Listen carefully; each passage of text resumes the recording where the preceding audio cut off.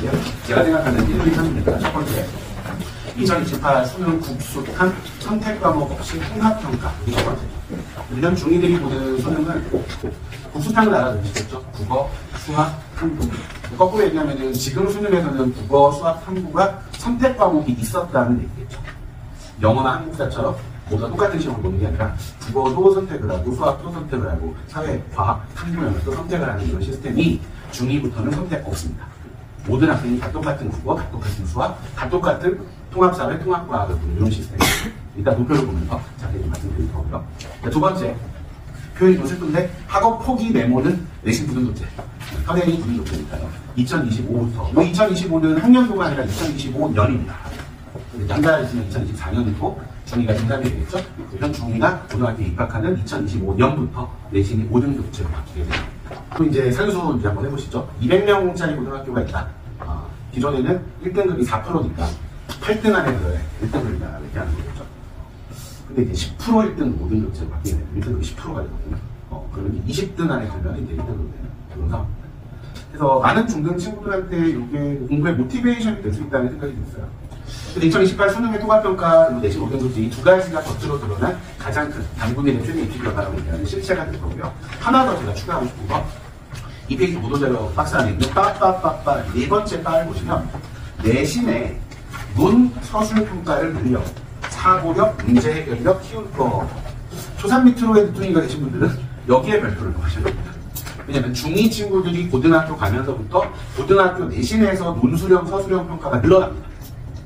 지금 얘기를 예를 들면은 뭐 중간고사 30%, 기말고사 30%, 뭐 수행평가 40% 이렇게 해서 보통 서울이나 경기교육청 같은 경우에는 수행평가와 지필고사의 비율을 6대4 내지는 5대5로 맞추는 이런 시스템이에요. 근데 그 시스템 안에서도 일부 튀는 학교들이 있습니다. 대표적으로 하나고등학교 같은 경우에 고등학교 1학년의 통합사회가 중간고사, 기말고사에 지필고사가 객관식이 없어요. 심지어 단답형 주관식도 아니고 젠티피케이션에 대해서 논술하시오 1000에서 1100자 이런 식으로 세계화의 양면성에 대해서 논술하시오 1000에서 1100자 이런 식으로. 물론 이제 초반에는 학부모님들이 학생들이 어떤 뭐 출제의 공정성 문제라든가 책점의 어떤 변별력 문제라든가 의심의 눈이 없지 않았으나 사실 200명 정도를 논술로 채점을 해서 1등급부터 9등급까지 매기는 게 생각보다 그렇게 어렵지 않습니다. 잘 쓰는 글과 못 쓰는 글이 굉장히 확연하게 들어갑니다. 오히려 지필고사 같은 경우에는 4지선다든 5지선다든 사실 침팬지가 찍어도 25%, 20%는 맞추는 게 객관식이고 한게 아니겠습니다.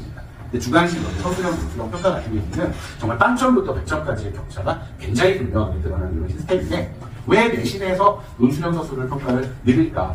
아주 착하게 표현하면 여기 표현 그대로 사고력과 문제 해결력을 키우는 건데 그 다음 고민은 좀 빠른 학부모님들 눈치채시겠지만 대학 입장에서 9등급제 하에서 학생들을 선발하는 시스템을 5등급제 하에서는 어떻게 선발할까? 이런 추론 당연히 가능하겠죠.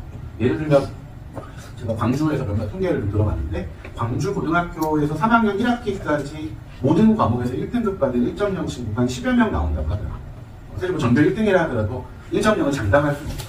1학년만 하더라도 국영수사과를 다 같이 보니까 200명째 학교에서 8등 안 해주면 111 나오겠지만 2학년 바탕 선택하고 물화생지 나눠주는 순간 물리 선택자 50명밖에 안 된다. 그러면 뭐 1등급 해봐야 2명이니까 이런 식으로. 근데 작년에 저는 이제 대치에서 영동고 친구 2명이 서울대 의대를 갔는데 그 중에 한 명이 이제 직윤으로 이제 갔어요. 보통은 대치에서는 내신 좋더라도 직윤이 안 받고 일반전으로 가는데 이 친구가 이제 MMI 도이기 때문에 직윤 이제 불렸는데 1학년 영어가 2등급이었고 2학년 때 화학이 2등급이었는데 3학년 1학기까지 합치니까 100단위가 넘잖아요. 그래서 영어 하나 4단위 2등급이 있고 화학 3단위 하나 2등급이 있으니까 1.06 정도 되더라고요. 근데 이제 광주 1.0은 떨어지는데 대체 1.06은 합격하는 이런 식의 상황입니다. 물론 학교를 갖다 지역을 갖다 이렇게 의심하실 수도 있지만 1단계에서는 내신이 중요한 거 맞는데 최종 합격으로 할 때 대학 측에 일종의 결승전이 존재하는 건 아니냐. 왜? 둘 다 1.0, 1.06, 1단계 합격을 했는데 최종 합격을 못하는 거죠. 여기다가 좀 적용을 해볼까요? 전국 단위로 합치면은 지금 9등급제하에서 전국에 3학년 1학기까지 내신 1.0인 친구가 대학은 1000여 명을 추산을 합니다. 근데 뭐 의대가 3000명이고 서울대가 3000명인데 그럼 1000명이면 다 의대 가고 다 서울대 가는 건 그것도 아니죠. 수시정시 나눠져 있기도 하고. 근데 종로학원 추산으로는 9등급제에서 5등급제로 바뀌는 순간 전국 단위 1.0 내신이 한 4, 5천 명 정도로 늘어날 거다 이렇게 추산합니다. 그럼 이론적으로만 얘기하면 동점자가 양산되는 시스템이 될 텐데 그럼 여기서 대학이 할 수 있는 방법은 두 가지가 있습니다. 첫 번째는 수능 최저 기준을 도입하거나 수능 최저 기준을 강화하는 것이죠. 예를 들면 서울대 직윤으로 의대에 합격하려면 대략 1.1 이내의 내신이라야 될 거고, 연대는 정원이 적으니까 더 컷이 높을 겁니다. 1.0x에 되겠죠. 고려대 의대 같은 경우에는 1.2나 1.3 합격을 하거든요. 물론 기존의 스카이 서열과 다르게 의대 서열은 뭐 서영, 가울성 다음에 고대, 그래서이기도 하지만, 고려대는 의대 중에서도 내지는 의대가 아니라 전국의 모든 모집단에서 가장 강한 최저 기준을 들어보셨을 텐데 4합 5라고 합니다. 수능, 국수, 영탐 4개 영역에 등급합이 5 이내여야만 합격을 시키는 경우니까, 뭐 미안하지만 시골의 1.0 친구들 중에서 내신은 1.0인데 수능으로 4합 5가 안 되는 친구들은 고대 의대를 쓰지 못할 뿐더러, 썼다 하더라도 내신 1.0이라 하더라도 수능 최저를 맞춘 친구들만 일단 걸러서 합격을 시키기 때문에 실제 내신 컷은 좀 낮겠죠.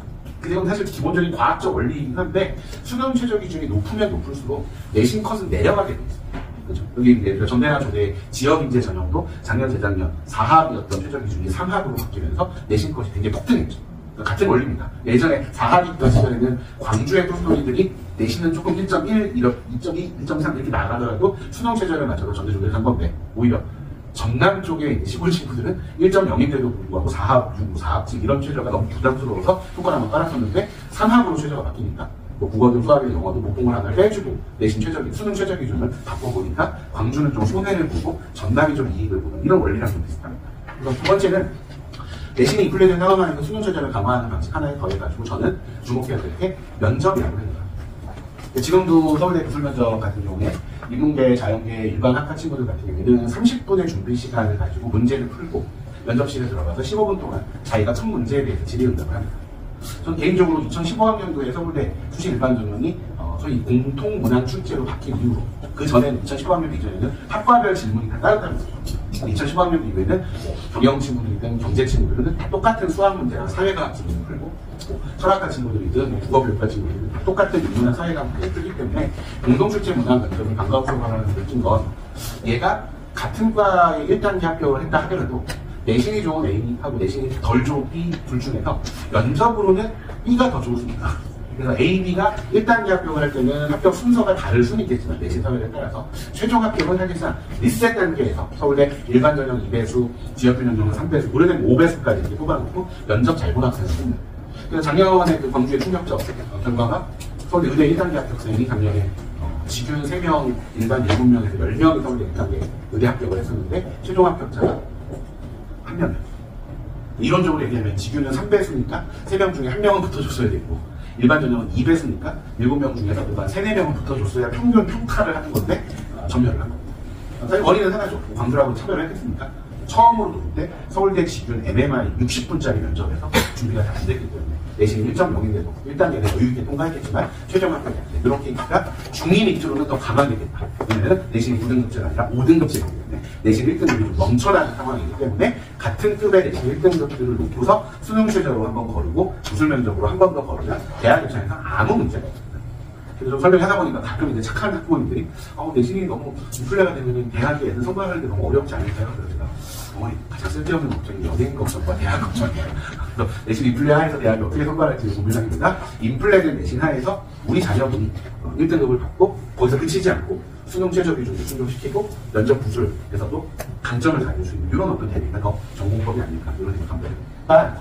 초3 밑으로의 다음번 단풍일의 최대 입시 변화에서는 드디어 우리나라도 OECD급 국가에서 유의하게 객관식 수능 체제로 대학 입시를 보는 나라가 우리가 일본뿐이거든요.